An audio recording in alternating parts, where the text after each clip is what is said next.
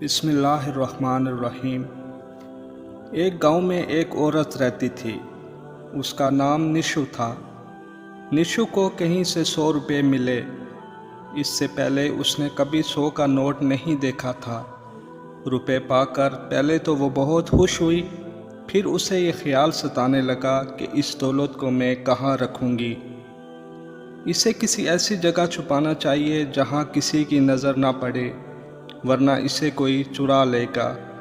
ये सोच सोच कर निशु का बुरा हाल हो गया, लेकिन उसे अपनी झोंपड़ी में कोई भी महफूज जगह नज़र न आई। आखिर उसे एक तरकीब सूझी, क्यों ना झोंपड़ी की दीवार में सुराख करके मैं अपना 100 रुपया उसमें रख दूँ और फिर मिट्टी लगाकर उस सुराख को बंद कर दूँ। इस बार ये तरकीब उसे पसंद आई। उसने झोंपड़ी का दरवाज़ा बंद किया और दीवार खोदने लगी। निशु खुशी और खौफ के मारे कांप रही थी। कई बार उसने दरवाजे पे झांक कर बाहर देखा कि कोई देख तो नहीं रहा। निशु पैसे छुपा रही है।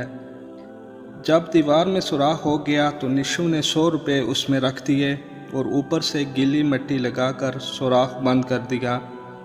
इसके बाद वो झोंपड़ी के बाहर बैठकर पहरा देने लगी कि कोई अंदर ना आ जाए। वो ये सोच रही थी कि अगर कोई अंदर आएगा तो वो दीवार पर लगी गीली मिट्टी को देखकर गौर ज़रूर करेगा और सोचेगा कि आखिर ये माजरा क्या है, ये मिट्टी क्यों गीली है।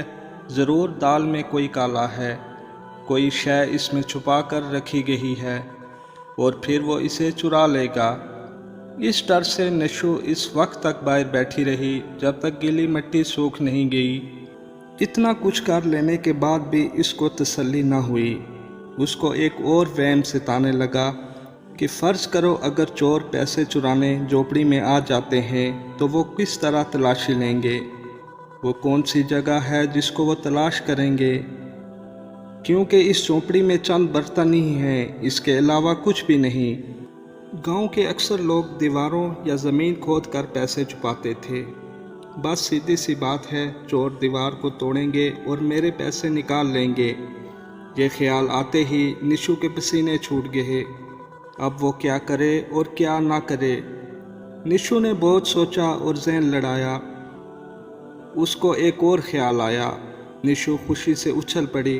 वो बागी बागी अपनी सहेली के घर गई और इसे कहा कि मुझे कागज़ पर लिख कर दो, यहाँ पर कोई दौलत नहीं है। पड़ोसी ने उसे ये जुमला लिख कर दे दिया।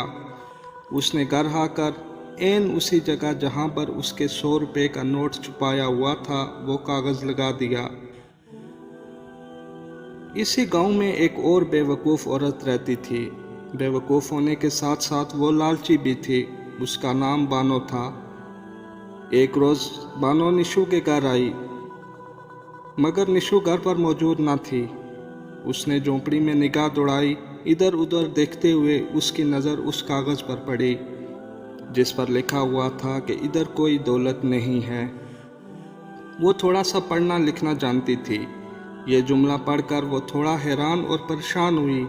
सोचने लगी, आखिर निशु ने ये बेवकूफ़ी वाली बात क्यों लिखी है। इसके पास दौलत कहाँ से आई जो दीवार पे छुपाएगी। मगर समझ नहीं आई उसने ये कागज़ पर लिखा क्यों है। ज़रूर कोई ना कोई बात है। उसने दीवार की वो जगह जहाँ कागज़ चिपका था खोद डाली। उसे वहाँ से 100 का नोट मिल गया। वो 100 का नोट लेकर वहाँ से भाग गई। 100 रुपये का नोट पाकर बानो बहुत खुश थी। मारे खुशी के उसकी समझ में कुछ नहीं आ रहा था कि वो कहाँ 100 का नोट खर्चेगी। 100 का नोट खर्चने की तरकीबें सोच रही थी कि अचानक उसको डर महसूस होने लगा।